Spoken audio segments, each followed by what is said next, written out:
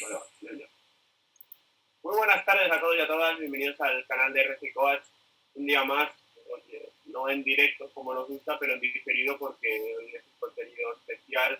Hay que visualizarlo de manera tranquila, pausada, sosegada, y yo creo que vamos a aprender muchísimo, sobre todo para conocer esta división que estamos analizando, profundizando en las últimas semanas aquí en RC Coach, y también para conocer la preparación física, porque la primera ponencia, recuerdo ya hace un mes casi, cuando empezó esto, fue con Ramón y con Adri de la Unión Deportiva Alcira. Y tenemos a Robert Tejero, actualmente en el Acceneta, anteriormente en el Recambios Colón, en el Ray Vence, y como no, donde lo tuve la fortuna de conocerlo, en la Unión Deportiva Alcira durante 2 temporadas. Así que Robert, buenas tardes, ¿qué tal? Hola Keiko, buenas tardes y buenas tardes a todos los espectadores. Un placer compartir este espacio con vosotros. Muy bien. Vamos a conocer, como he dicho, la tercera división y sus jugadores, porque claro, al final no es fútbol profesional en todos. Es cierto que en el caso de Robert de la Cereza, pues tiene una estructura bastante profesional, donde los jugadores pues tienen ciertas cosas diferentes a lo que puede hacer la mayoría del resto de equipos. Así que, Robert, cuéntanos principalmente, antes de empezar a la ponencia y conocer tus métodos de trabajo, ¿qué diferencias has encontrado de trabajar con el Alcira, por ejemplo, un club amateur que entrena por las tardes, que entrena a 7:30, 8, a entrenar con el Acceneta que tiene otros horarios y jugadores profesionales? Sí, a ver, el principal o la principal novedad o el principal aspecto que he notado respecto a mis temporadas en Alcira y respecto a la actual con el Acceneta, primero de todo es la parte histórica. La parte histórica de los dos clubes es una gran diferencia. Accineta es un equipo singular, es un pueblo de 1.700 habitantes y Alcira es una población pues, que triplica, triplica, o sea, es por población no sé si tendrá pues 25.000 o 30.000 habitantes. 40 años, mira, me quedaba corto, o sea, 46.000 habitantes contra 1.700. O sea, la diferencia ya es abismal en cuanto a la historia de los clubes, y eso se nota, eso se respira y se vive dentro, la historia que ha tenido la Alcira y la historia que tiene el Accineta, una historia mucho más reciente y que sigue haciendo historia gracias pues, a esta temporada 2019-2020 en la que nos hemos clasificado junto a la Alcira pues, para jugar el playoff a Segunda B. Luego, la segunda singularidad que encontramos es la profesionalidad entre un club y otro. El Acceneta es un equipo que actualmente podemos considerar como un equipo profesional, que sus entrenamientos son por la mañana, y esto es un claro diferenciador respecto a la Alcira, lo que me encontré en la Alcira. En la Alcira entrenábamos a las 8 de la tarde, 7:30, donde la gente venía de trabajar, gente que tenía sus trabajos y luego venían a entrenar. Claro, esto ya es un condicionante bastante importante para el preparado físico y para el staff técnico, porque sabemos que las condiciones de partida para poder entrenar pues son desaventajosas en este aspecto. Por otro lado, en la Chineta, la suerte que tenemos es que todos los jugadores se dedican a jugar a fútbol, vienen en esa predisposición de la mañana a entrenar, la primera cosa que hacen es entrenar, por lo tanto, cuando se levantan, lo primero que piensan es en entrenar. Y luego ya sus respectivos trabajos que puedan tener o si alguno está estudiando, pues bueno, ya es algo secundario, pero lo principal es el entrenar y el rendir en el entrenamiento por la mañana. Y claro, eso se nota porque la gente viene pues eso, con la cabeza más centrada, más mentalizada, no viene tan distraída por todo lo que ha sido el día, todos esos problemas diarios que han venido y luego, pues bueno, tienes que ir a entrenar y eso pues condiciona muchísimo el entrenamiento del preparado físico. Y ahí es una gran diferencia que he notado yo entre un equipo y otro equipo, la profesionalidad y sobre todo la predisposición a entrenar. Y yo creo que ahí es un poquito pues, donde más he visto las diferencias. Vamos a conocer, ahora sí, cuando quieras, empiezas a compartir pantalla, Robert, y conocemos lo que nos has preparado. Pues también como se trabaja una semana en tercera división, donde hay muchos estadios complicados, muchos estadios distintos, pasas igual de jugar en el Reich, con todos los respetos, que es un estadio muy pequeño, jugar en el Suñer, en el Collao, en estadios más grandes. Es decir, que hay muchísimas cosas, así que Robert, cuando quieras. Vale, pues sigo. Empiezo con lo que es ya la ponencia, si no hay ningún problema, y que creo que no hay, que todos me estáis viendo correctamente. Pues bueno, esta ponencia va a ir dirigida a eso, a intentar entender lo que son las sesiones de entrenamiento en la tercera división. Concretamente, pues mi filosofía de trabajo, mi forma de trabajar y cómo trabajo yo pues, dentro de un grupo o dentro de un equipo de tercera división, en este caso de la Comunidad Valenciana, y veremos pues, bueno, diferentes estrategias que utilizo y que quiero compartir con todos vosotros para que pues, las podéis utilizar o las podéis comparar con vuestra filosofía de trabajo, vuestra manera de trabajar. Tenemos que saber que la tercera división es la cuarta liga española, estaría tercera división, luego por encima estaría segunda B, segunda división y primera división, ¿vale? Más que nada para que nuestros espectadores se contextualicen y encuentren en qué división estamos, ¿vale? Estamos hablando de tercera división, pero realmente es una cuarta división, dentro de lo que es las ligas de fútbol españolas. A ver si podemos entrar aquí. ¿Cuáles son las inquietudes que pretendo despertar entre todos vosotros y los aspectos de los que vamos a hablar? Vamos a hablar de lo que es la tercera división, ¿vale? Sus peculiaridades, en qué consiste, qué es la tercera división, qué podemos encontrar, cuál es su contexto en el que estamos inmersos y que nos va a determinar nuestra filosofía de trabajo, nuestra manera de entrenar. Vamos a hablar de las tareas, cómo son esas tareas o cómo planteamos las diferentes tareas. Hablaremos del feedback, la importancia que pueda tener el feedback. Haremos algo de estadística que nos va a situar en entender lo que es la tercera división. Hablaremos de la figura del entrenador, la gran figura y principal figura dentro de lo que es el equipo y el gran canalizador de todas esas energías. Hablaremos del entrenamiento y hablaremos de esa direccionalidad que tiene que tener el entrenamiento, ¿eh? Es decir, qué camino debe de seguir para conseguir un objetivo o un fin. Bueno, una vez visto esta primera parte, esta parte introductoria, para conocer un poquito qué es lo que nos vamos a encontrar, entramos en materia.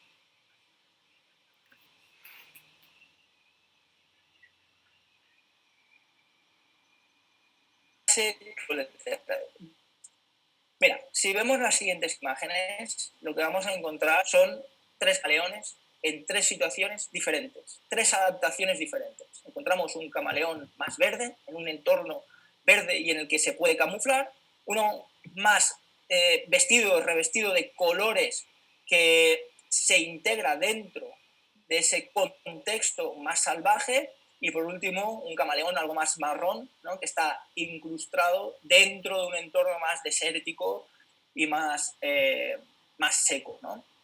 Por lo tanto, ¿qué quiere decir esto, estas imágenes? Estas imágenes lo que nos da a entender es que la tercera división, igual que las categorías inferiores que hay por debajo, e incluso me atrevería a decir la segunda B, son categorías camaleónicas. ¿Camaleónicas por qué?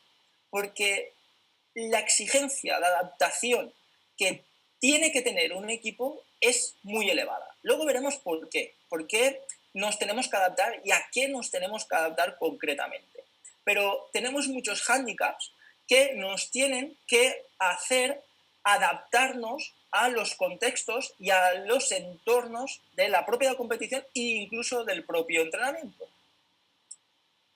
Encontramos entornos mucho más secos, encontramos entornos mucho más húmedos, encontramos entornos mucho más montañosos. Me refiero a que tenemos entornos donde el espacio es un gran condicionante. Un gran condicionante porque los terrenos de juego son diferentes. Hay terrenos de juego más duros, más pesados, donde sabemos que a nivel articular hay una mayor exigencia porque no están en buenas condiciones lo que es el césped. Hay otros campos, por ejemplo, que juegas en cierta época y sabes que vas a jugar con mucha calor, el terreno no es bueno, o no se ha regado bien el campo, o solo se riega una vez, que también pasa muchas veces, se riega durante el calentamiento y luego a la media parte no se riega. Todo esto es un hándicap bastante importante y un riesgo lesional que nosotros tenemos que asumir y que debemos de conocer. Por lo tanto, los entornos a los que vamos a estar expuestos los debemos de conocer a la perfección porque nos va a condicionar nuestra manera de trabajar. Es aquí un poquito el ejemplo y esta parte introductoria para que la gente entienda que todos aquellos técnicos que estamos dentro de estas categorías, desde la segunda B hasta la última categoría de la Liga Española, tenemos que ser camaleónicos, tenemos que ser capaces de poder adaptarnos a todos los posibles entornos a los que nos podemos estar sujetos o a los que nos podemos exponer. En segunda división, primera división, no pasa esto, porque los campos pues, son más uniformes, hay unas ciertas reglas en lo que es el cortado del césped, la altura a la que debe de estar, la humedad a la que debe de estar del campo, cuándo se tiene que regar, cuándo no se tiene que regar. Sabemos que son campos grandes, donde se puede jugar bien al fútbol. Los condicionantes son mucho más estables, ¿vale? Entonces, esto nos exigirá a que en las categorías que están por debajo de esa segunda división nos tengamos que adaptar en nuestra manera de entrenar para poder responder a ese contexto que vamos a vernos expuestos. Mirad, aquí es un claro ejemplo. Un ejemplo, por ejemplo, personal. Mirad, primero hablemos del concepto de juego, el espacio. Vemos dos campos de fútbol, uno que es uno de los campos más grandes de la categoría, que es el de la Alcira, un campo que he vivido y he estado allí y he trabajado desde allí dentro y puedo entenderlo, lo que supone el espacio para un jugador jugar allí y qué condicionantes tiene que soportar, y un campo como el actual, donde es de los más pequeños de la categoría. No es el más pequeño, pero sí que es de los más pequeños de la categoría. Podemos observar cómo existe una gran diferencia en los metros cuadrados que corresponden a cada jugador. Es decir, si yo juego en Alcira, ¿vale? Y soy jugador de la Alcira, sé que tengo como responsabilidad, vamos a decirlo así para entendernos todos, 319 metros cuadrados por jugador. Es decir, 319 metros cuadrados que tengo que controlar, ¿vale? Si repartimos todo ese campo entre todos los jugadores. Por otro lado, si fuéramos jugador de la Cheneta, ¿vale? Lo que encontramos es que los metros cuadrados que vamos a distribuir por cada jugador son mucho menores. Una diferencia de 55 metros cuadrados por jugador. ¿Qué supone esto? Supone que las exigencias ya fisiológicas y metabólicas que voy a tener que tener en cuenta para entrenar, si soy jugador o si soy preparador físico de la Alcira o de un equipo con espacio grande o con un campo grande y encima con césped natural y un campo más de reducidas dimensiones, pues sé que hay aspectos que debo de manejar y que debo de tener en cuenta, ¿vale? Entonces, lo primero de todo que tengo que entender es que ya el entorno, ¿vale? Antes estábamos viendo las imágenes de la playa, estábamos viendo las imágenes del desierto, pues bueno, aquí ya tenemos dos imágenes diferenciadoras y contraopuestas, ¿vale? Que sería la del campo de Alcira y del campo de H y sus dimensiones. Pasemos a ver los contextos. Los contextos de todos los equipos de la liga. Esto es una clasificación personal que tenemos de trabajo, os muestro, que serían la relación de todos los campos de la tercera división de esta temporada 2019-2020, la relación de sus dimensiones, su largaria, su anchura y sus metros cuadrados totales y la correspondiente distribución por jugador. Vemos la superficie como es y luego la calidad de esa superficie, porque la calidad de esa superficie no es lo mismo jugar en un campo de césped artificial con buenas condiciones, como pueda ser el campo del Roda, que es un campo con un muy buen césped artificial, que jugar en un campo de un césped artificial que sea, pues bueno, de menos calidad o que esté más desgastado, como pueda ser el campo del Novelda, el de la Magdalena. Pues bueno, eso lo tenemos que tener en cuenta, porque si nuestro estilo de juego es un estilo de juego de jugar canalizado, pues sabemos que en Roda podremos jugar de una manera mucho más fiable, porque el balón va a responder de una manera más previsible que no que si estamos jugando en Novelda, donde sabemos botes inesperados del balón y que puede condicionar, pues en muchas ocasiones incluso hasta el partido. Y eso son aspectos que nosotros debemos de controlar. El preparador físico y su staff técnico en concreto debe de tener contextualizado esto, ¿vale? Porque al final es una herramienta de trabajo muy importante para determinar de qué manera nos tenemos que preparar para el partido del fin de semana.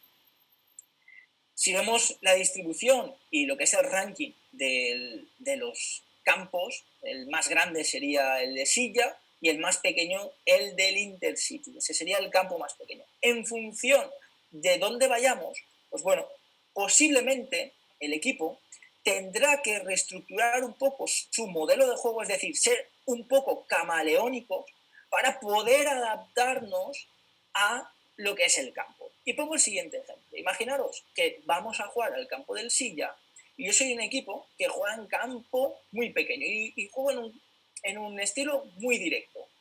Si voy a jugar al campo del Silla, donde quiero hacer las mismas cosas que hago en mi casa, porque el campo es mucho más pequeño, y voy al campo del Silla, donde sus dimensiones son de las más grandes, pues claro, el comportamiento del equipo va a ser diferente. ¿Por qué? Porque todos vamos a estar más alejados, los jugadores tendrán que correr más, los esfuerzos serán diferentes a los que hacemos en casa, a pesar de jugar de la misma manera, porque habrá que recorrer más metros y a más intensidad, porque como estamos viendo, el jugador en Silla tiene un espacio de 329 metros, mientras que si estuviéramos jugando en Intercity son de 255. Eso quiere decir que esos metros de más hay que cubrirlos, habrá que correr más y habrá que exigirse más en estos campos.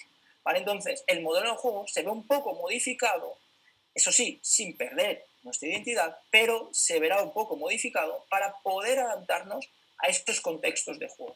¿Vale? Entonces, tener controlado estos aspectos del entorno y del espacio nos puede ayudar a adaptarnos a esos espacios y a esos entornos a los que nos vamos a ver sometidos.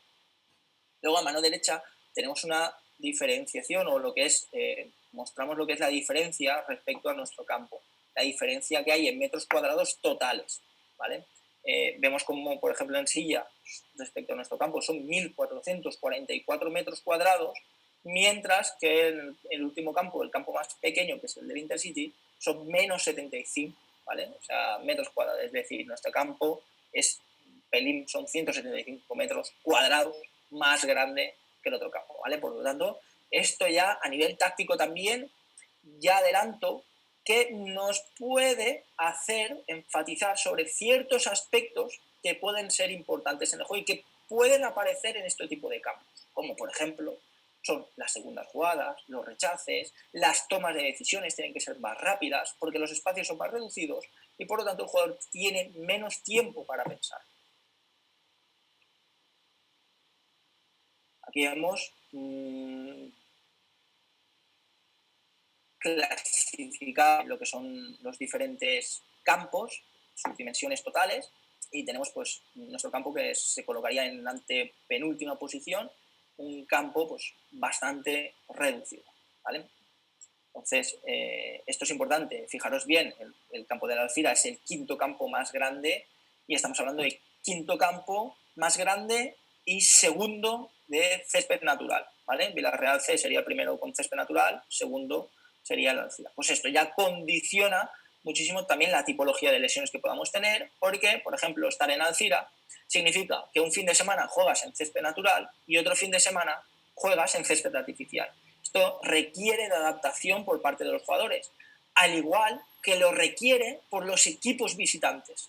Que esto también es un aspecto que yo he sufrido y luego he vivido desde dentro. O sea, es decir, he estado en otros equipos donde he ido a jugar al campo de Alcira y he visto lo complicado que es jugar en ese campo, por la adaptación, por los agarres en el suelo, por la distribución de esos metros cuadrados por jugador, que lo que supone jugar allí y en esa superficie, y luego lo he vivido desde dentro, estando en el equipo y viendo esos jugadores adaptados y esas ventajas que hay respecto a los equipos que te visitan, y es un gran condicionante, ¿vale? En muchas ocasiones, pues bueno, diferentes equipos pues se preparan esas semanas en diferentes, o hacen como pequeños stages en campos de césped natural para poder conseguir cierta adaptación y poder jugar en las mismas condiciones o las mismas condiciones de adaptación, ¿vale?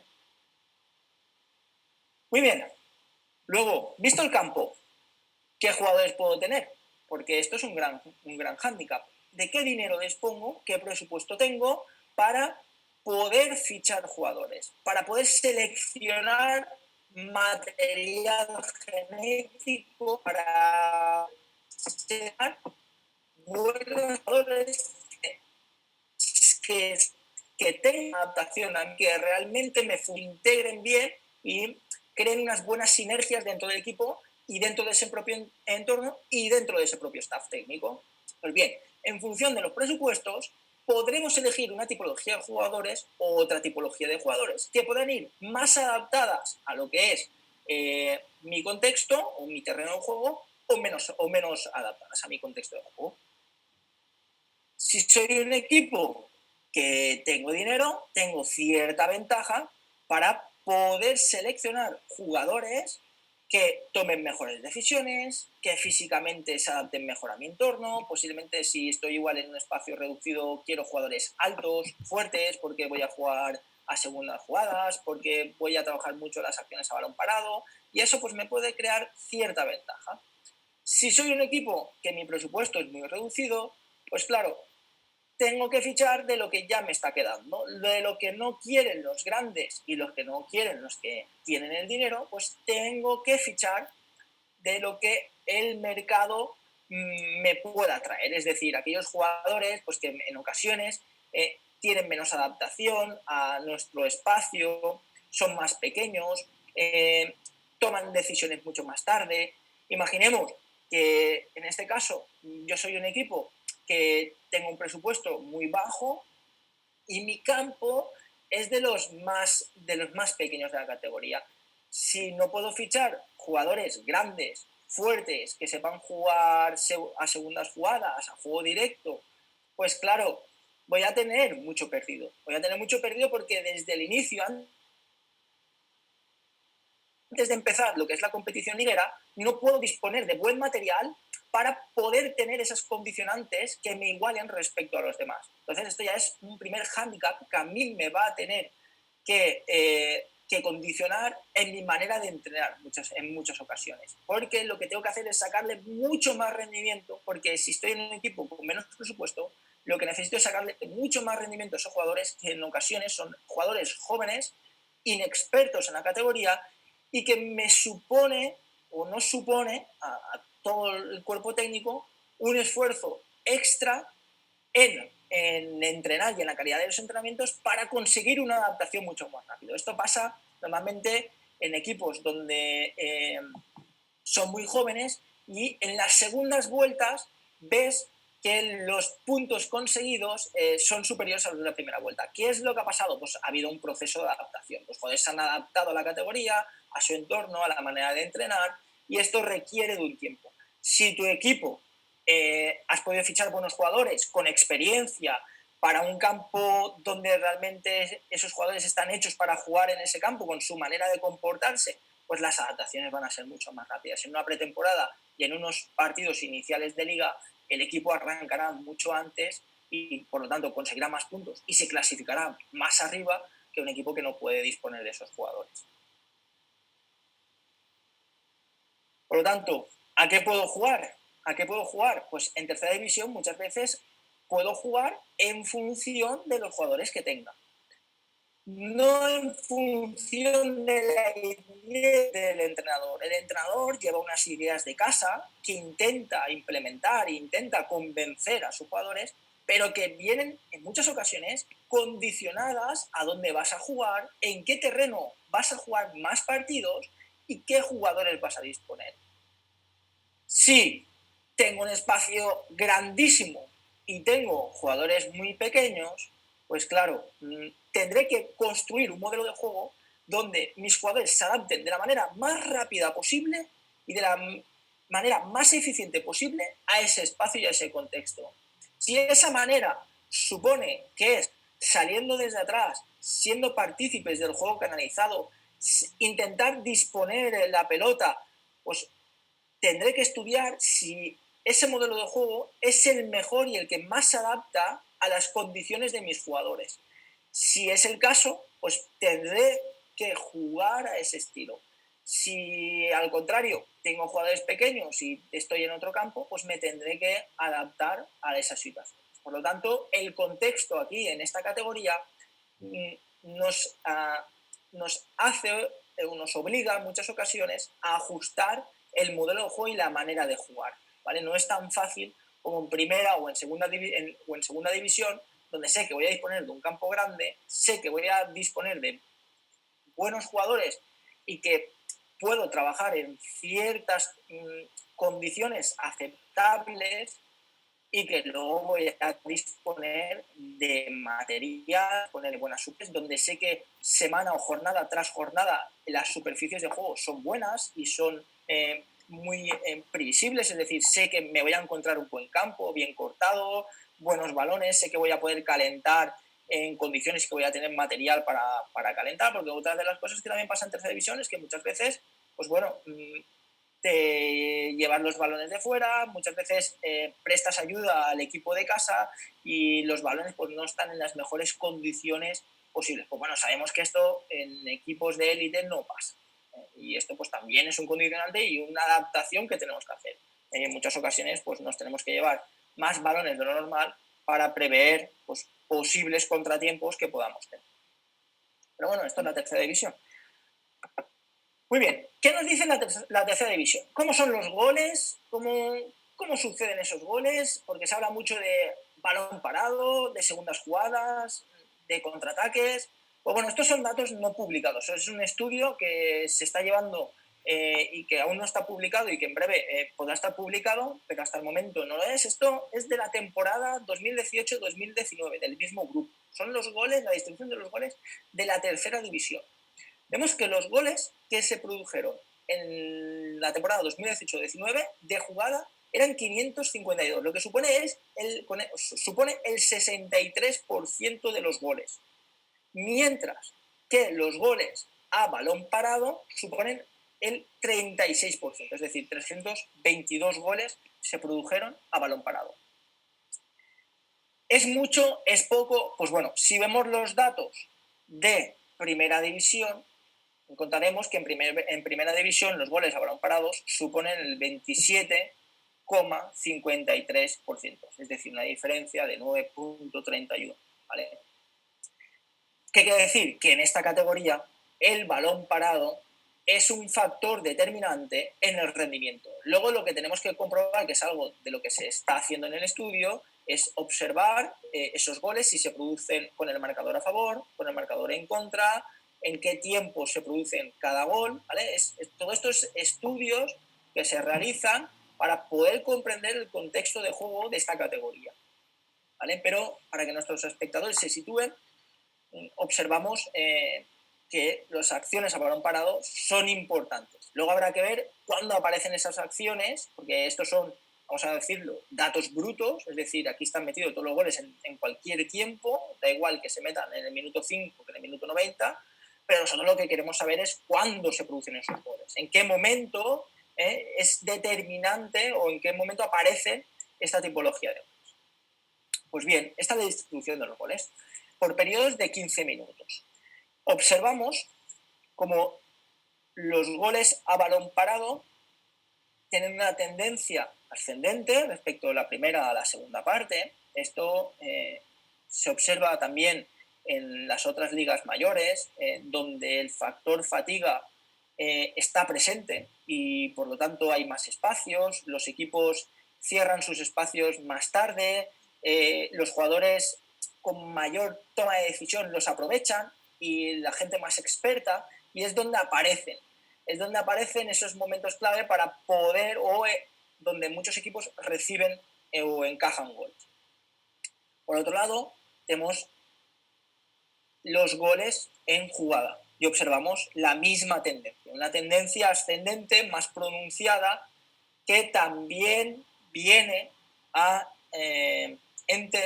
nos hace entender de que las segundas partes es donde más goles se marcan, ¿vale? Por lo tanto, observamos esa tendencia ascendente que nos hace plantear esa hipótesis de decir, realmente la segunda parte se marcan más goles y hay que entender el por qué. Eso es luego una reflexión que debe hacer cada equipo en particular y intentar encontrar una explicación de por qué, porque al final la fatiga es multifactorial, no es la fatiga por bajos niveles de condición física de los jugadores, muchas veces también se produce por desorganizaciones, porque el equipo no está sincronizado en sus movimientos, porque igual encaja goles pronto y se desorganizan y luego en la segunda parte encajan más goles, o porque son jugadores inexpertos y no toman buenas decisiones. Hay una variedad infinita de variables que debemos de controlar y que el entrenador y el staff técnico debe de estudiar dentro de su propio equipo. Estos son datos generales, pero luego necesitamos saber qué es lo que pasa dentro de nuestro equipo. Mirad, destaco los siguientes aspectos o los siguientes periodos. El periodo del minuto 30 al minuto 45, es decir, dentro de esa primera parte, los últimos 15 minutos, observamos cómo hay un repunte acentuado de los goles a balón parado. Mientras que en los últimos 15 minutos de partido, es decir, desde el minuto 75 hasta el minuto 90, la mayoría de los goles se marcan de jugada. Aquí es donde nosotros debemos de intentar buscar una explicación de por qué está sucediendo. Esto es lo que sucede en la liga. Luego tendremos que ver y comparar nuestros datos si con nuestro equipo también está pasando esas cosas. Y si está pasando esas cosas, debemos de encontrar una explicación y debemos de investigar por qué nos está pasando eso e intentar resolverlo luego en el entrenamiento. Y por último, la última franja, que es la que encontramos a la derecha, que es el tiempo extra, es decir, aquel tiempo que sobrepasa los 45 minutos antes del descanso o los 90 minutos. Vemos como la mayoría o un gran porcentaje de los goles que se marcan dentro de este tiempo extra son con acciones a balón parado.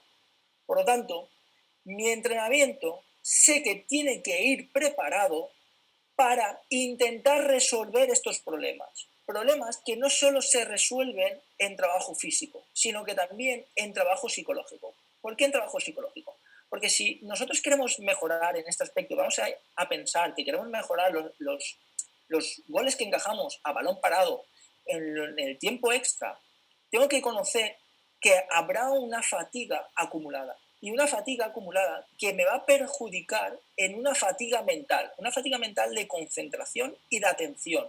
Por lo tanto, tengo que entender de que si quiero mejorar esas facetas del juego, ese aspecto del juego concretamente, tengo que saber que mis jugadores tienen que entrar en una cierta fatiga, tengo que enseñarles habilidades mentales para poder concentrarse en esos últimos minutos y poder mejorar ese aspecto, ¿vale? Porque no solo va a ser mejorar el aspecto corriendo más, sino que habrá que darle un trabajo cualitativo extra y entender qué es lo que sucede en esos últimos minutos de juego para que eso realmente suceda y mejore.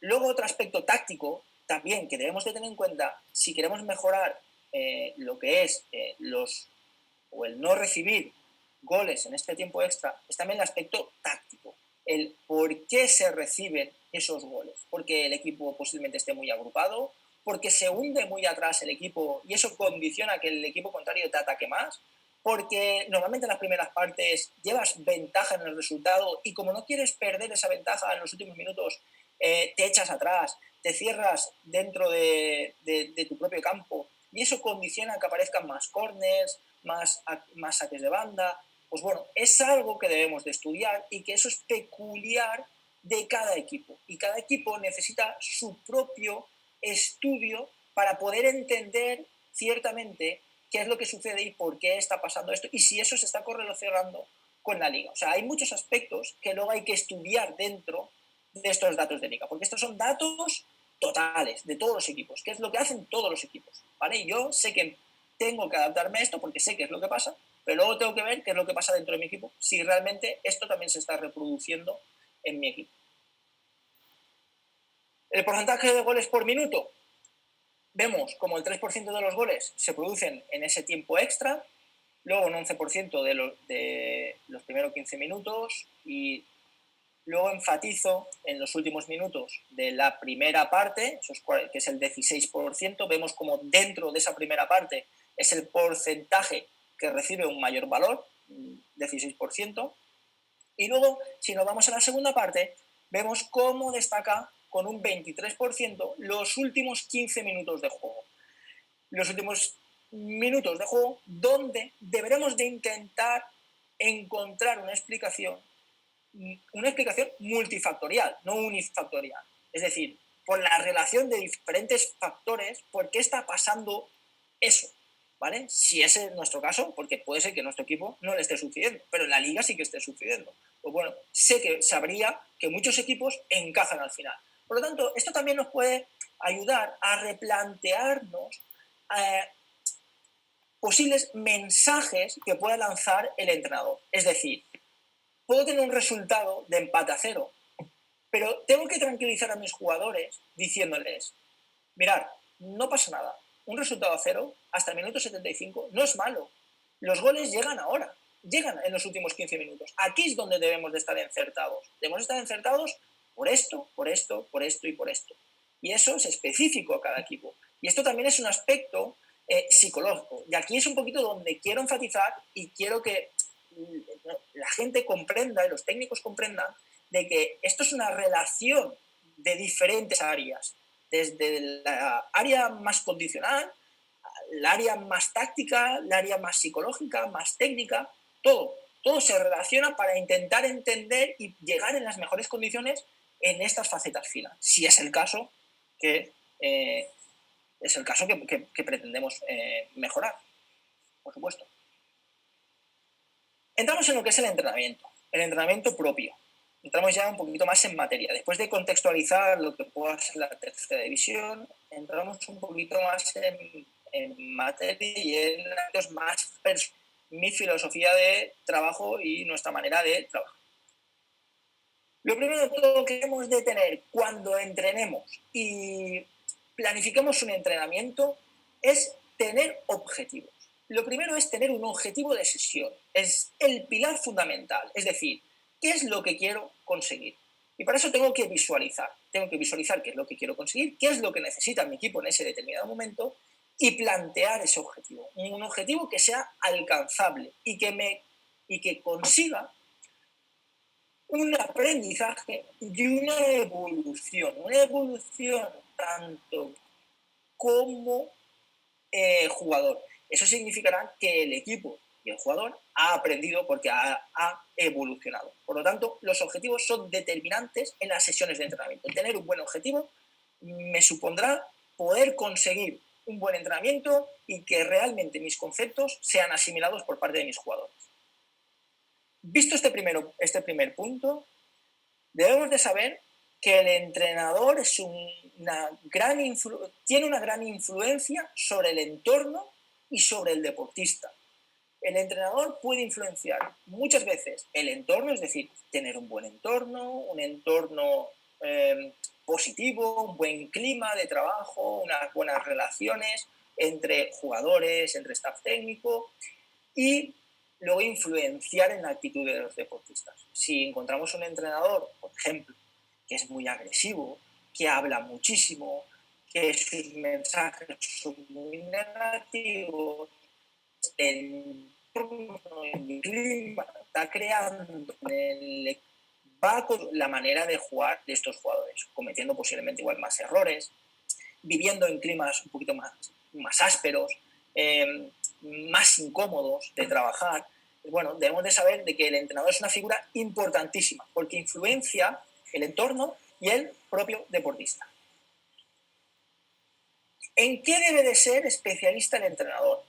El entrenador debe de ser especialista, o el técnico, hablo de entrenador y hablo de técnico, de preparador físico, de segundo entrenador, de entrenador de porteros, hablo en general del técnico, ¿vale? Cuando me refiero a entrenador o a coach, hablo en general, a técnico. Deben ser especialistas programando los entrenamientos, es decir, de qué manera voy a distribuir y voy a organizar esos entrenamientos a lo largo de la semana. Voy a entrenar lunes, voy a entrenar martes, voy a entrenar viernes, voy a descansar sábado, voy a descansar viernes. Pues bueno, debo de ser especialista en programar de por qué hago esto y lo programo de esta manera. Tengo que ser especialista diseñando sesiones. Diseñando sesiones en saberlas estructurar, saber plantear objetivos, saber cómo los debo de conseguir y saber que las sesiones deben de tener ciertas estructuras que debo de ir siguiendo. No puedo ir a salto de mata y no puedo dejar de pensar en ir a entrenar y no tener un entrenamiento, por ejemplo, diseñado, una sesión diseñada, ¿vale? Bueno, pues tengo que saber que eso tiene que ir ya diseñado de antemano. Luego, la organización de los contenidos. Tengo que saber qué contenidos y en qué orden los tengo que plantear. Si primero voy a trabajar contenidos más grupales, más individuales, si primero voy a trabajar contenidos más defensivos y luego más ofensivos, tengo que saber cómo organizo esos contenidos. Tengo que saber que la metodología de enseñanza-aprendizaje la tengo que controlar y tengo que ser especialista en esto. ¿Cómo enseño? Porque en función de cómo enseño, sabré cómo aprenden mis jugadores. Si utilizo una metodología más global, más analítica, ¿por qué utilizo una metodología más analítica en cierto momento o una más global en otro momento? Pues esto lo tengo que entender. Tengo que entender por qué y de qué manera aprenden nuestros jugadores. Y esto es neurociencia. Y por último, tengo que saber evaluar. Tengo que saber evaluar porque tengo que saber qué es lo que he hecho y qué es lo que he conseguido realmente.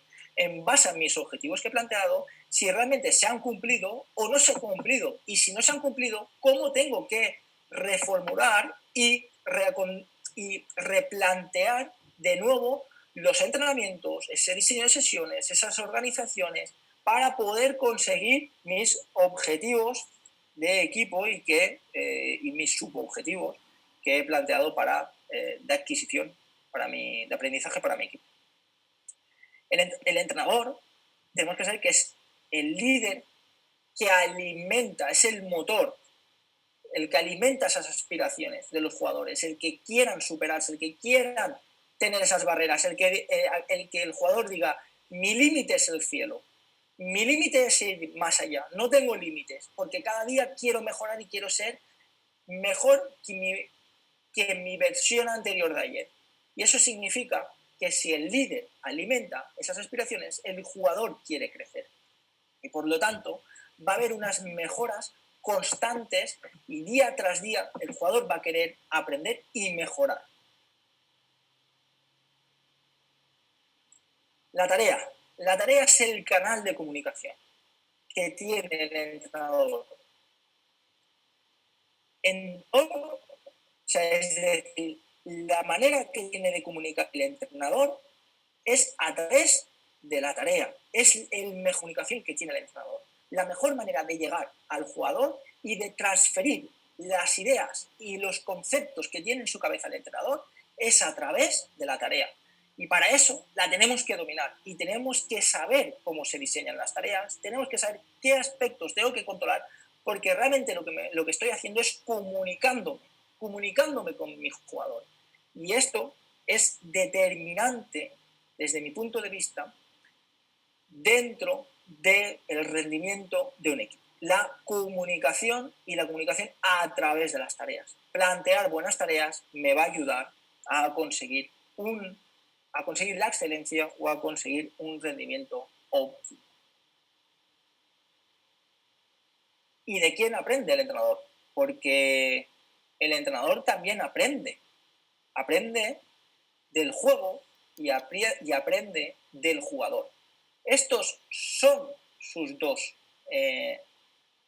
factores, los dos factores básicos de los que aprende el entrenador. El entrenador aprende del jugador porque el jugador en ocasiones toma decisiones que el propio técnico, los propios técnicos no esperan y resuelven problemas que desde dentro de su experiencia, decirte, bueno, creo que mejor es esto, creo que desde dentro observo de que este jugador veo que es más débil por su lado izquierdo que por su lado derecho, ¿qué te parece si hago este cambio y en vez de perfilarme por aquí vengo a recibir más hacia adentro? El jugador está enseñando y el entrenador está aprendiendo.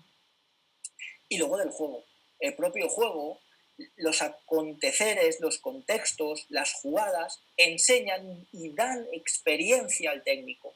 ¿A qué? A tomar futuras decisiones que se van a plantear en entrenamientos para que luego resurjan en los partidos. Por lo tanto, estos dos factores serán los más determinantes en el aprendizaje del entrenador, el juego y el jugador. ¿Qué debo de conseguir a través del entrenamiento? Debo de conseguir, primero de todo, la autonomía del jugador.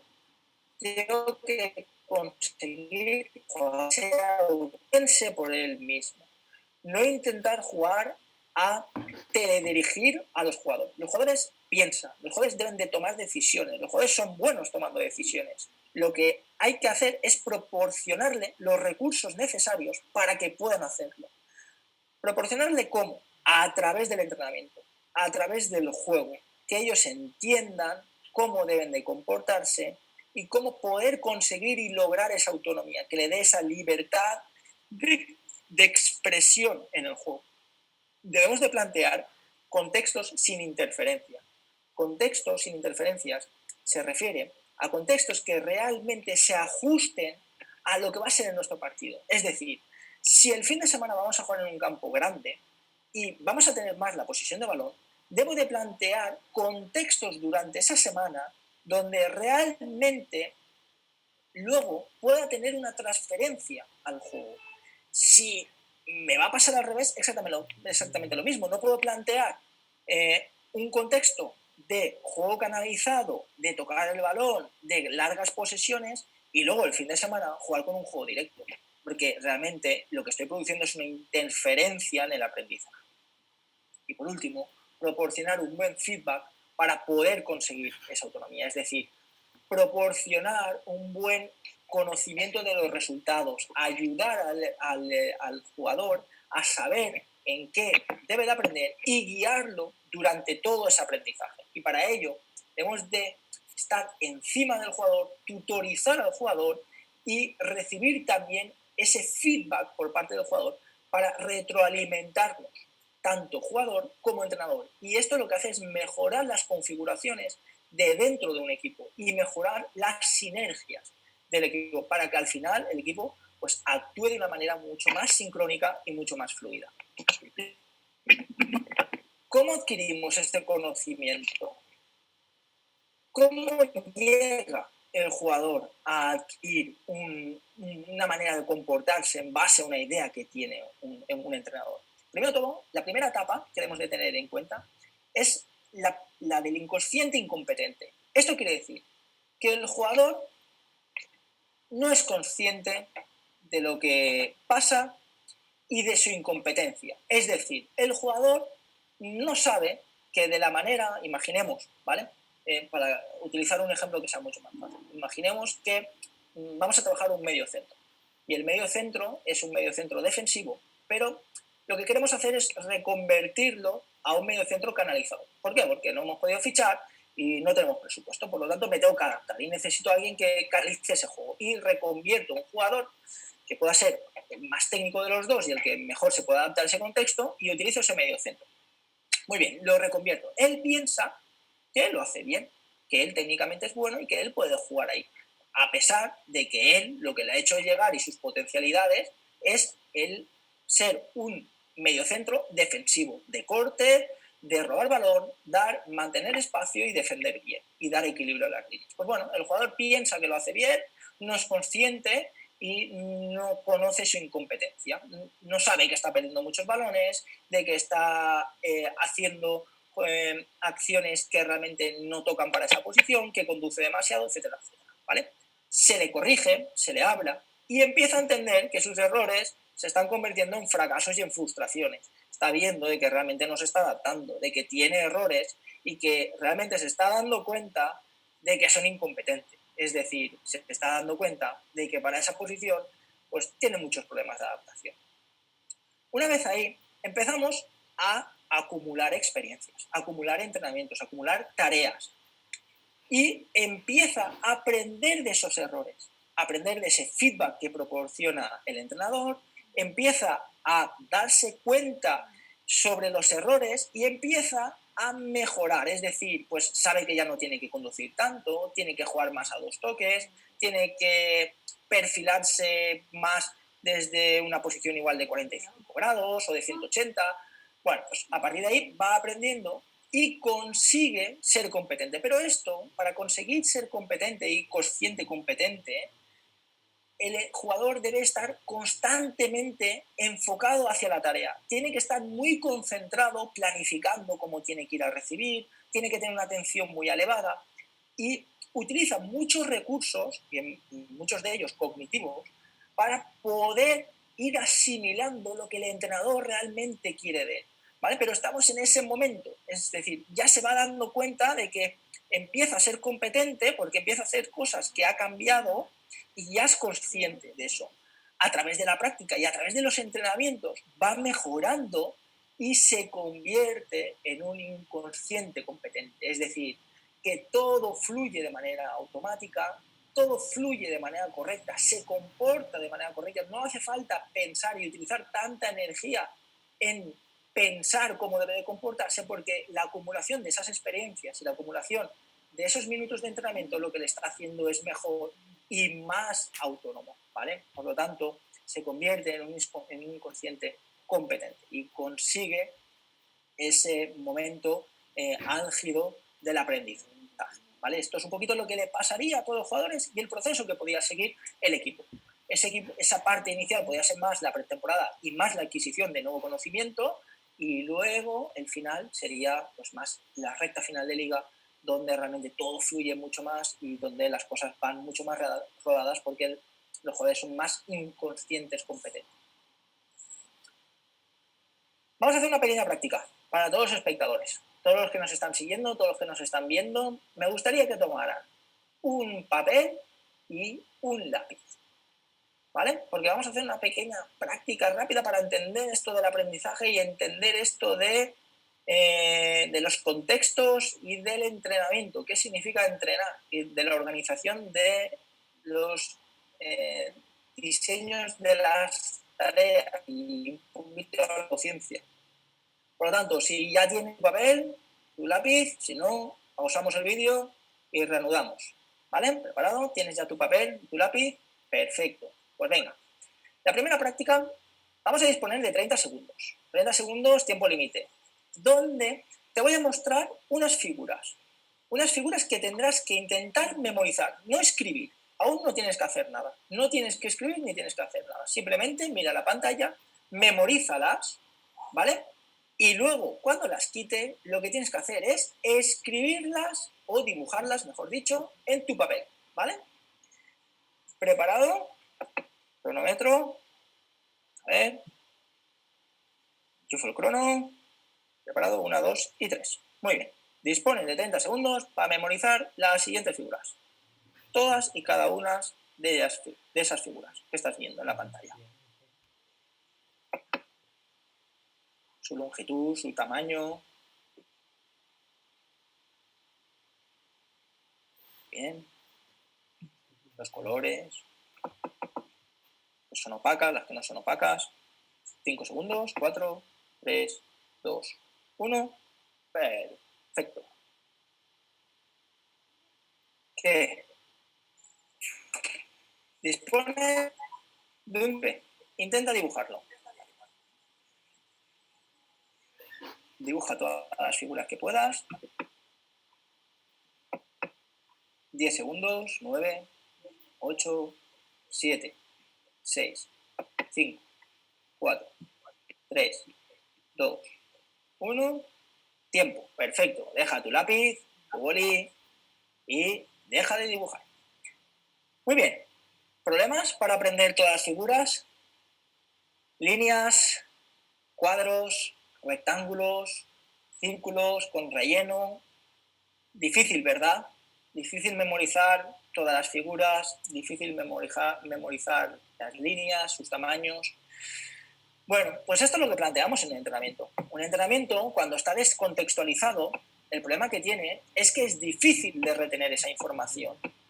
Y si realmente lo organizamos de una manera adecuada y le damos sentido a través de un contexto, va a ser mucho más fácil memorizar y retener la información que el entrenador quiere que adquieran los jugadores a través de las tareas, a través del entrenamiento y a través de las diferentes semanas. Muy bien, vamos a ver qué es lo que representaba. Pues representaba esta imagen. El orden de todas las figuras que estamos viendo anteriormente esta imagen que estamos. Si realmente hubiera dicho en de 30 segundos toda esta figura, seguramente hubiera sido mucho más fácil que si lo hubiéramos hecho de la manera anterior, es decir, de esta manera, ¿vale? Resulta mucho más difícil memorizar todas estas figuras descontextualizadas y sin un orden aparente que memorizar esta otra figura mucho más ordenada y llena de sentido para nuestro cerebro. Por lo tanto, el entrenamiento debe de ir contextualizado e intentar unir y encajar cada una de sus piezas para que realmente cobre sentido y realmente tenga ese contexto una transferencia.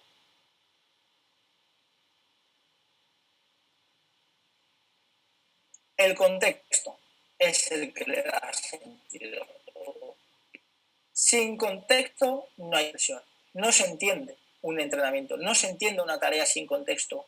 Si no sabemos para qué sirve y a qué va referida, es decir, qué objetivo es el que quiere cumplir en base a una situación determinada, es muy difícil que tenga transferencia el entrenamiento e incluso la tarea. Por lo tanto, no nos estaremos comunicando de una manera eficiente y de una manera correcta, porque realmente el jugador no sabe para qué se está expresando y para qué se está moviendo. Es decir, si yo hago una posesión 10 contra 10 y no sé para qué la estoy haciendo, si luego el fin de semana voy a hacer otra cosa, bueno, es difícil. Al revés, ¿vale? O juego muy directo y luego voy a jugar canalizado, ¿vale?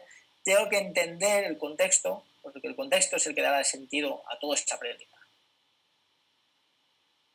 Crear contextos para que se den las condiciones de interacción favorables. Es decir, tenemos que intentar que esas tareas estén lo máximo posible contextualizadas para que realmente nuestros jugadores interaccionen de una manera óptima, porque eso realmente es encajar las piezas, ¿vale? Encajar las piezas entre el entorno y el jugador, porque son los dos los que se deben de adaptar, utilizando para ello las variaciones de los constreñimientos, es decir, esas reglas y esas condiciones que lo que nos van a hacer es acondicionar a que aparezcan ciertos comportamientos que nosotros queremos que aparezcan, ¿vale? Por lo tanto, es una parte importantísima del entrenamiento, saber qué es lo que tengo que constreñir para que realmente aparezcan aquellas conductas que a mí realmente me interesan, porque son las que el jugador va a ver y con las que va a convivir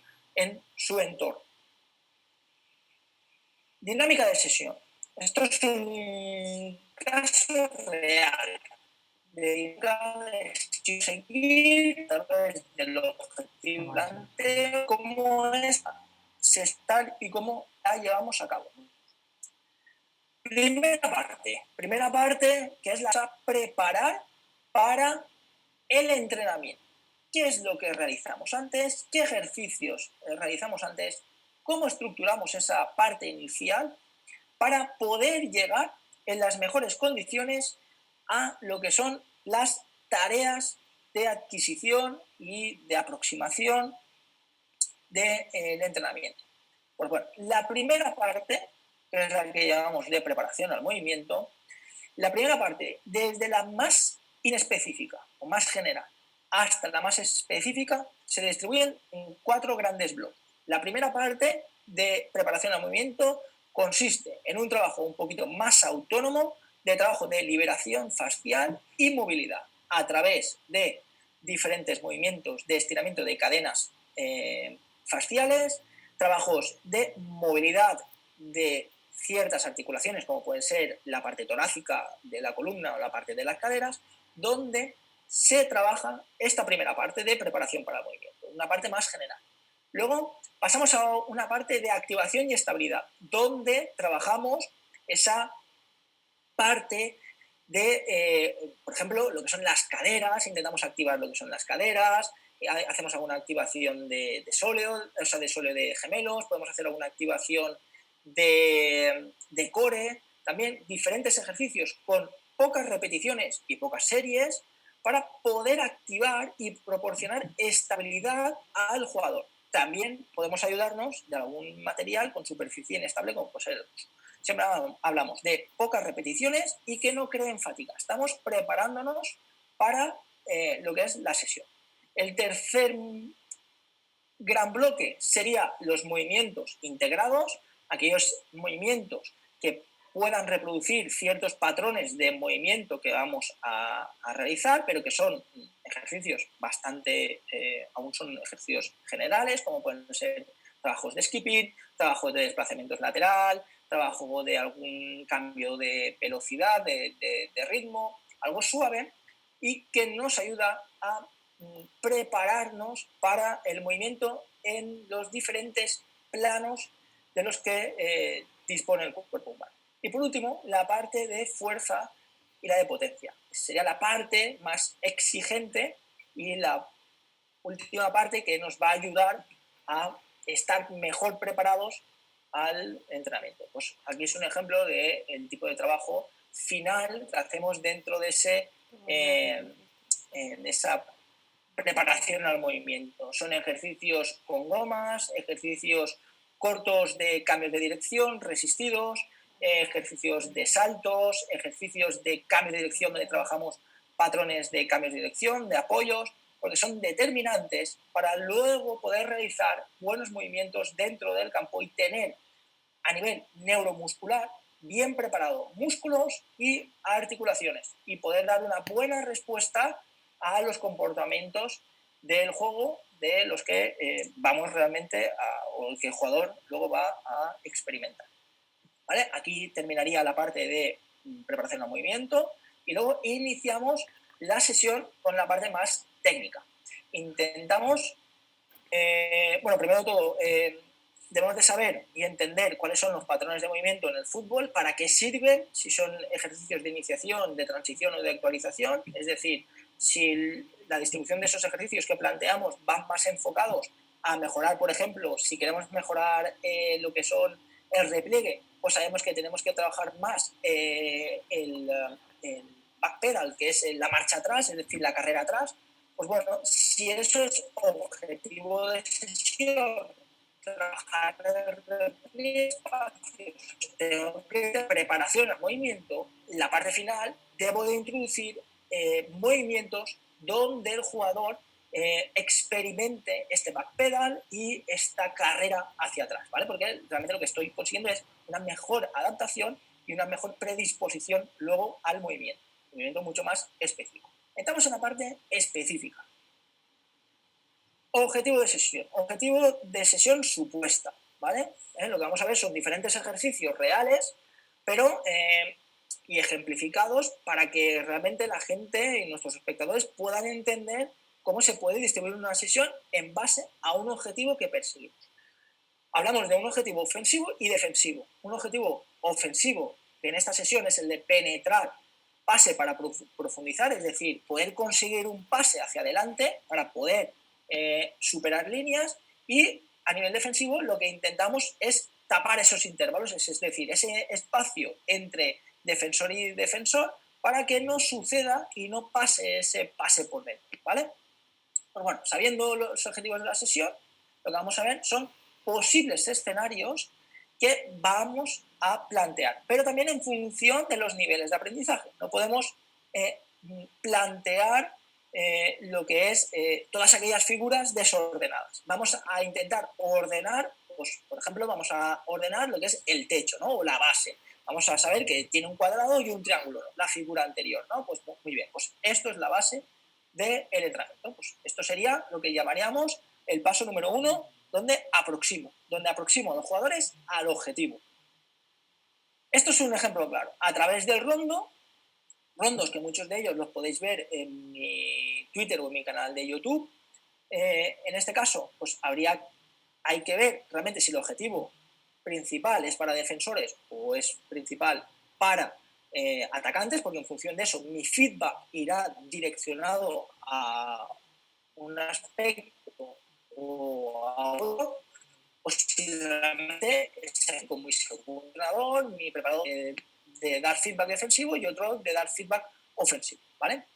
Pues bueno, vemos aquí un rondo en unos jugadores que están fuera, 6 jugadores que están fuera y 2 que están dentro. Tenemos un muñeco al centro que lo que nos dificulta es el pase por dentro. Lo que está ayudando es a estos jugadores a que vayan interiorizando, y realmente la relación no se está produciendo entre estos dos jugadores que están pagando, sino que la relación se está produciendo con el muñeco que está fijo, ¿vale? Por lo tanto, tenemos un factor previsible que es el muñeco, que está parado en estático, y el jugador del centro se está relacionando con el muñeco para evitar el pase que hay entre el jugador activo y el muñeco, ¿vale?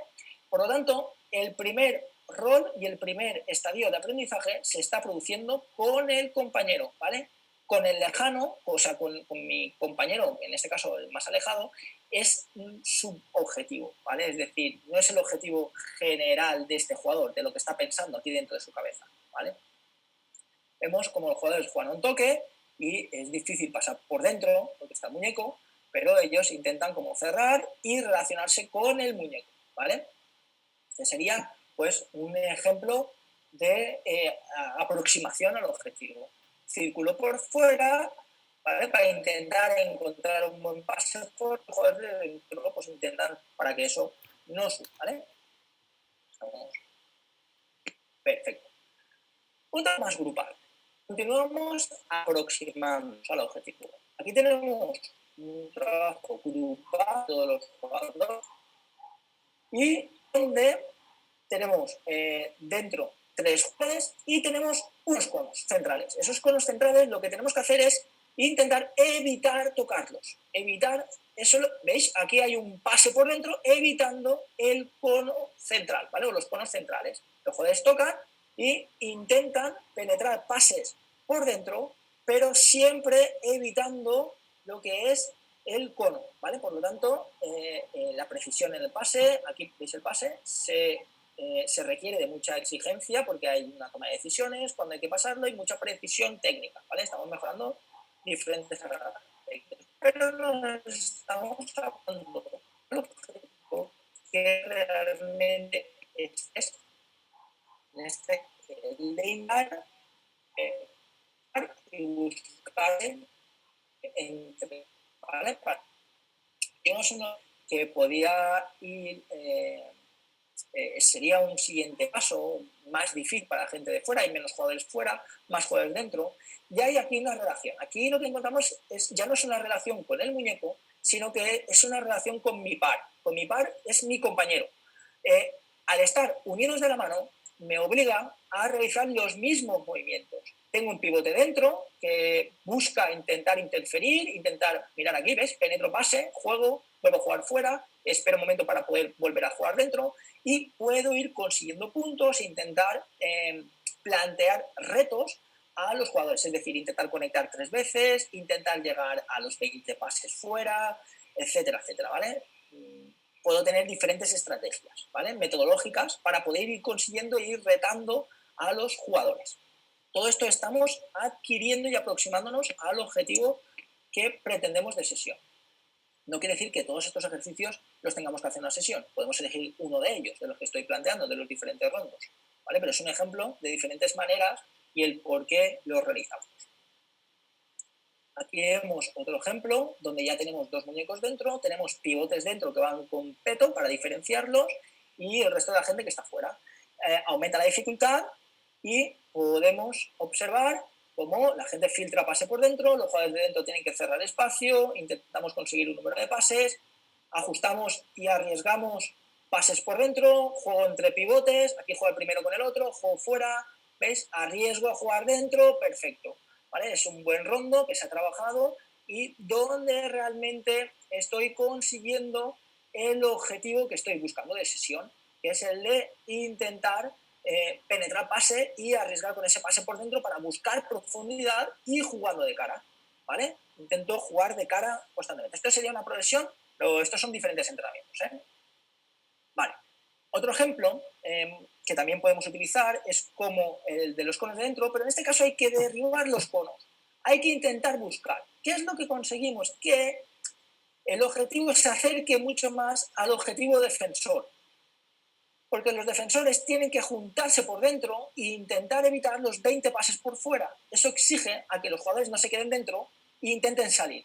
Intenten salir de ese espacio central para que los jugadores de fuera no consigan los 20 pases, ¿vale? Por lo tanto, tenemos que entender de que ese objetivo o este ejercicio va enfocado al aspecto defensivo, ¿vale? También, porque lo que estamos consiguiendo es eso, a que el jugador salga a presionar y a que el jugador, cuando no pueda presión, retroceda rápido al espacio, se junte con su compañero, intenten buscar otra vez un buen momento de presión, ¿vale? Etcétera, y todo eso con el inconveniente de que el resto también puede conseguir esos 20 pases aparte de derribar, ¿vale? Vemos diferentes tipologías de ejercicios que pueden seguir unas progresiones bastante interesantes. Vale, primera parte, he aproximado, es decir, empiezan a entender qué es lo que estamos. Segunda parte, pues un ejercicio donde la gente por lo que científica empieza ya donde importante profundizar y lado. Tenemos buscar líneas de pase, buscar esa profundización y esa verticalización de los pases, todo ese trabajo. Es decir, voy viendo cómo me voy acercando hacia la portería contraria, ¿vale? Jugando de cara, jugando un juego mucho más fácil y profundizando, ¿vale? Esto sería el segundo paso. Vamos al tercer paso, al penúltimo, que es la parte de integración, donde integro todo ese conocimiento. Pues bien, aquí vemos un ejemplo donde trabajamos en línea de 4 atacantes, 4 defensores, donde tienen que estar por detrás de la línea discontinua de chapas y defendiendo 4 porterías, ¿vale? Aquí no pueden salir, tienen que estar en repliegue intensivo y donde el jugador, pues bueno, puede golpear desde lejos y obligando a que los defensores tengan que cerrar. Rápido hay un contraataque, ¿vale? Y así tenemos todas las dinámicas del juego, tanto lo que son las fases ofensivas y defensivas, como también las transiciones, y observamos, pues eso, que es rápido, tras pérdida de balón, pues los técnicos introducimos el balón y jugamos al fuera de juego, ¿eh? Intentamos eso, achicar un poquito de espacio, cerrar por dentro y ir asimilando todo ese trabajo que estamos desarrollando a través de la sesión. Y por último estadio, el último paso sería el de optimización, ¿vale? Donde intento optimizar todo ese trabajo, pues por ejemplo con un trabajo de 3 equipos, donde tengo que intentar salir desde atrás, intentar penetrar pase hacia una zona neutra donde solo puede entrar un jugador del equipo poseedor de la pelota, donde tengo que arriesgar y donde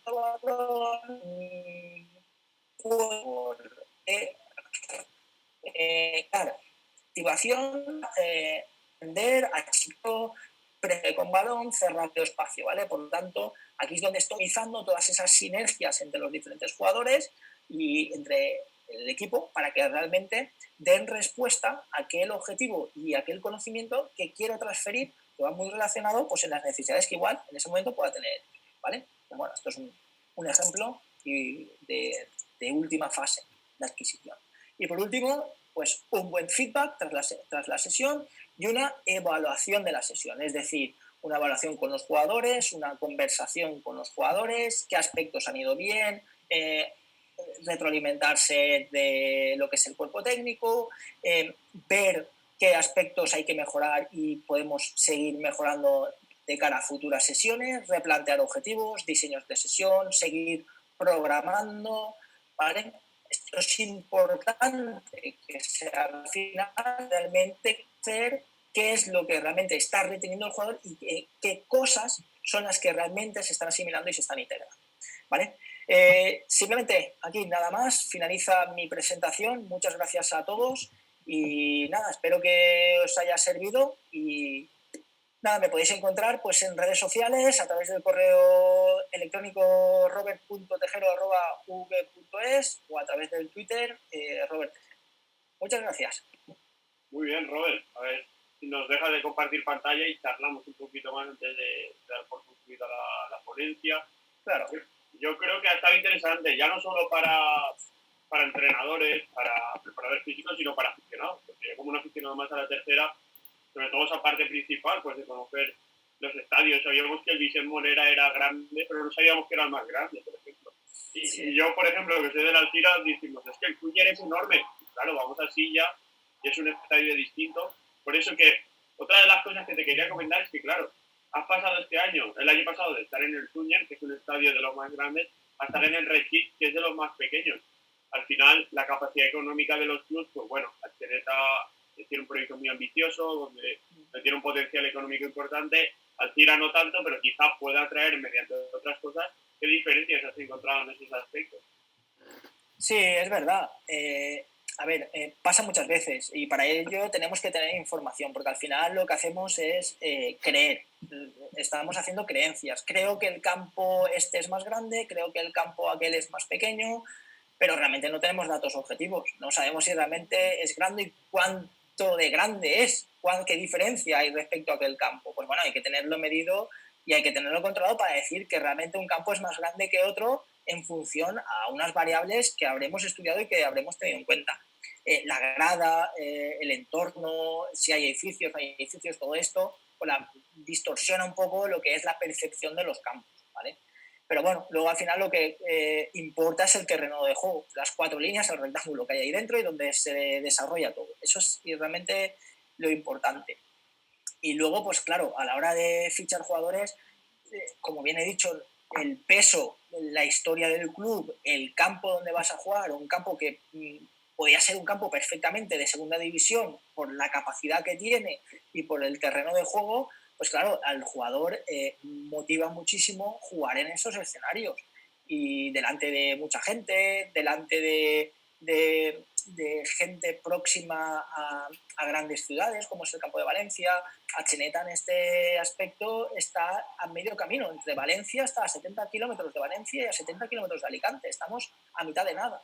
Entonces, claro, en ocasiones necesitas más presupuesto para poder compensar esa diferencia de distancia que tienes respecto a otros equipos donde pueden fichar en jugadores que son más próximos a grandes poblaciones y donde tienes más jugadores para poder fichar. En el caso de Atxeneta, en su caso es que, claro, estamos a mitad camino de dos capitales de provincia grandes y donde se mueven muchos jugadores. Y en ese caso nosotros tenemos que pagar un sobrecoste para poder fichar a jugadores. Y ese es un gran hándicap que tenemos. Aún así, pues bueno, lo hemos logrado, hemos conseguido uno de los objetivos que pretendíamos, que era poder llegar a final de temporada en zona de playoff. Y hasta la fecha, pues bueno, hemos hecho historia porque es la primera vez que el equipo lleva 2 años en tercera división y hemos conseguido poderlo clasificar a una población de 1.700 habitantes a un playoff de ascenso a segunda B, en todo lo que ello repercute y con todos los equipos que hay en segunda B. Y yo no sé si en España habrá un caso igual, pero La verdad que es algo a tener en cuenta. Importante también la figura del entrenador. Lo ha asistido en diversas ocasiones durante la policía y está pensando, Robert ha entrenado, lo hemos hablado previamente de entrar, ha entrenado los 2 últimos años con 2 de los mejores centrocampistas de la historia del Valencia, con 2 leyendas, como son Fernando en el Alcira a principio de temporada y este año con Albenta en el Azteneta. Supongo que bueno que has trabajado con otros entrenadores, también trabajaste con Pau en el Alcira en el tramo final de la pasada campaña, que es un entrenador muy formado en raíz, vence y recambios, pues bueno, tienes una experiencia detrás, pero supongo que trabajar con ellos dos tienen otro punto de vista distinto del fútbol, ¿no? Sí, a ver, he tenido la gran suerte de poder compartir vestuario y trabajo pues, con 2 grandes profesionales como es Fernando y como es David Albelda.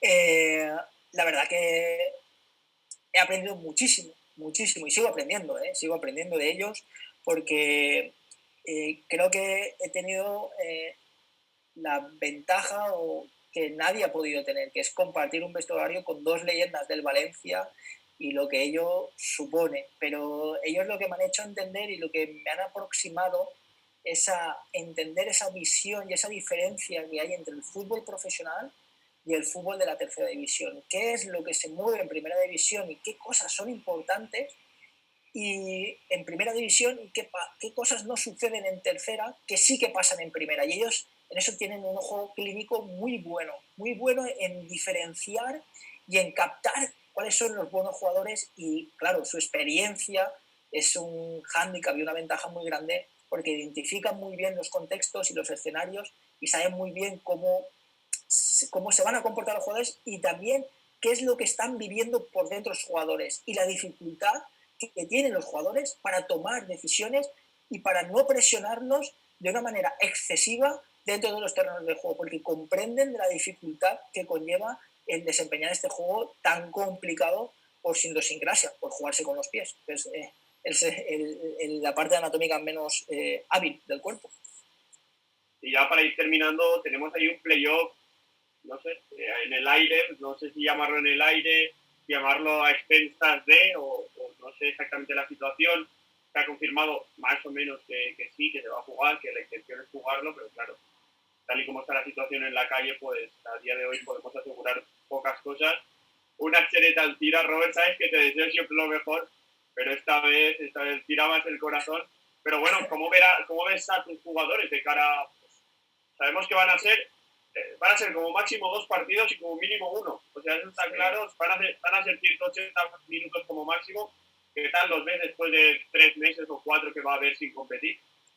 Pues a ver, la situación la verdad que es bastante simpática, ¿no? Porque, claro, disputar un playoff contra tu ex equipo donde has estado 2 temporadas y también con un ex entrenador que has estado, pues claro, es un poco simpático decir las coincidencias, ¿no?, que tiene el fútbol y viendo que era algo difícil para los 2 equipos podernos cruzar, porque realmente vas a jugar contra equipos de otras regiones de España y que al final vayas a disputar contra un equipo donde has compartido tanto y hay tanta gente pues que aprecio en el Alcira. Entonces, lo vivimos con mucha ilusión por lo que he dicho antes, por ser quien somos, por ser un equipo pues, humilde, en un pueblo humilde, pequeño, donde donde hemos hecho ya historia y donde los jugadores, pues la verdad que están con muchas ganas de volver a jugar, porque esto se ha interrumpido, se ha quedado a medias, no se ha podido terminar la liga. Y claro, ahora estamos contentos, pero por una parte también estamos un poco tristes por no poder completar lo que realmente estábamos haciendo muy bien, porque realmente los 2 equipos, tanto Alcira como Atxeneta, llevamos muy buena dinámica en los últimos partidos. Estábamos, pues la verdad que en muy buenos resultados y las cosas iban muy bien y se veían que podían pasar cosas interesantes y teníamos algún derbi también, pues con Alcira, ¿no? Había que ir a casa del Alcira y bueno, pues esto, pues la verdad que ahora pues cambia un poquito los condicionantes porque es todo nuevo, los 2 equipos en teoría van a disputar un partido en un campo neutral que los 2 no conocen y todo esto, pues bueno, repercute también un poco la preparación. Pero en principio, pues nosotros hemos estado entrenando durante todo este confinamiento lo que hemos podido y hemos intentado hacer las cosas lo mejor que hemos podido. Y nada, en cuanto se pueda volver al verde, pues a volver a preparar ese partido con la máxima ilusión y con la máxima profesionalidad que se requiere e intentar pues darle una alegría a todos nuestros aficionados e intentar conseguir pues un segundo objetivo que sería subir a Segunda B y sería algo maravilloso. Pero evidentemente eso no va a ser tal día podemos volver ya a entrenar en grupos, que ojalá y sea pronto, aunque está complicado. No va a ser eso, habrá una preparación, una mini pretemporada que le llamamos en la ponencia de Ramón y Andrés. Sí, a ver, lo que hemos tenido ahora es durante esta fase de confinamiento que no hemos podido salir a la calle, lo que hemos tenido es, hemos intentado minimizar la pérdida de condición física del jugador, es decir, que el jugador pierda lo mínimo posible, pero porque el jugador va a perder, seguro, ¿vale? Aunque entrenemos de la manera que entrenemos, el jugador va a perder. Entonces lo que estamos haciendo es intentar que la curva de decrecimiento se allane lo antes posible, ¿vale? Eso es la primera fase. Ahora la segunda fase, que ya empezamos a poder salir a la calle, poder hacer deporte al aire libre, pues viene esa parte general, esa parte de carrera que no hemos podido hacer en casa, no hemos hecho sprint, pues bueno, esa parte metabólica es la que vamos trabajando. Muy progresivo, porque hemos estado parados durante mucho tiempo y necesitamos implementar cargas muy progresivas para que nuestros tendones, nuestras articulaciones, nuestro tejido blando se vaya adaptando a ese impacto que estamos produciendo. Y luego esa tercera parte va a venir con esos entrenamientos individualizados y luego grupales, donde ya vamos a intentar implementar trabajo más específico, más trabajo con balón, más trabajo ya donde iremos ajustándonos al contexto que posiblemente nos vayamos a ver pues, en el playoff y prepararnos para esos dos partidos. Si llegamos o podemos completar esos dos partidos, pues intentar llegar en las mejores condiciones posibles. ¿Cómo lo ves? Hablábamos previamente de que la situación en la que es realmente es complicada, pero ¿cómo ves tú ese posible playoff? ¿Crees que finalmente se disputará o qué? Pues bueno, hasta la fecha tengo bastantes dudas. Me falta mucha información, me falta resolver dudas en cuanto a protocolos. Deberíamos de tener mucha más información ya desde fuentes oficiales, federaciones, desde incluso el propio gobierno, que nos marquen un poquito las pautas de regreso al juego. Primera División lo ha hecho ya, pero nosotros aún no tenemos nada. Entonces, no sabemos, pero claro, aquí hay muchos problemas. El jugar en una sede neutral, si vamos a poder entrenar en esa sede, si no vamos a poder entrenar, claro, todo eso va a repercutir muchísimo. Si realmente luego hay un contagiado en el equipo, porque imaginemos que hemos entrenado durante un mes o mes y medio y luego la semana o el día anterior o el mismo día de partido se hace un test y sale positivo, claro, ese jugador que ha jugado ha entrenado durante ese mes y medio de mini pretemporada, pues claro, se queda fuera en ese momento. Igual ha estado contagiado hace un par de días o no sé, me resulta muy difícil y hasta la fecha tengo muchas dudas de que se pueda disputar, la verdad. Pues ojalá se pueda disputar, no nos podremos ni saludar ni darnos un abrazo, tendremos que charlar con la distancia de seguridad de 2 metros.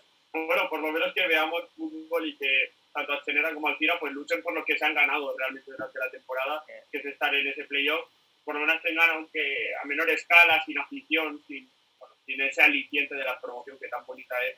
Y que, bueno, yo personalmente, Robert, supongo que también hemos tenido la suerte de disfrutar como aficionados, pues que es una pena, pero bueno, por lo menos que se vea reflejado el trabajo y el esfuerzo de toda la temporada. Robert, muchas gracias por atendernos por tu tiempo. Yo creo que ha sido una ponencia súper interesante para aprender todos, preparadores físicos, entrenadores, jugadores, aficionados, y poco más que añadir. Pues muchas gracias, Kiko. Espero que realmente se pueda realizar ese playoff, que podamos encontrarnos. Esperemos que la situación mejore muchísimo para que realmente la gente pueda disfrutar de sus equipos, pueda disfrutar del juego, pueda disfrutar de ese playoff. Y nada, nos veremos desde la distancia. Intentaremos conservar todas las medidas de seguridad que se propongan y nada, que gane el mejor, no hay más. Así es. Pues Robert, de nuevo te reitero mi agradecimiento a todos y a todos los espectadores del canal de RC Coach que hoy han venido a ver a Robert. Pues yo creo que ha sido interesantísimo, una oportunidad magnífica para aprender y saber un poquito más sobre la tercera división y sobre cómo trabaja específicamente seguramente uno de los profesionales más formados de la categoría como es Robert y que lo está demostrando en los últimos años con su buen trabajo. Así que de nuevo, gracias Robert, gracias a todos y a todas, ha sido un placer, hasta luego. Gracias Kiko, hasta luego.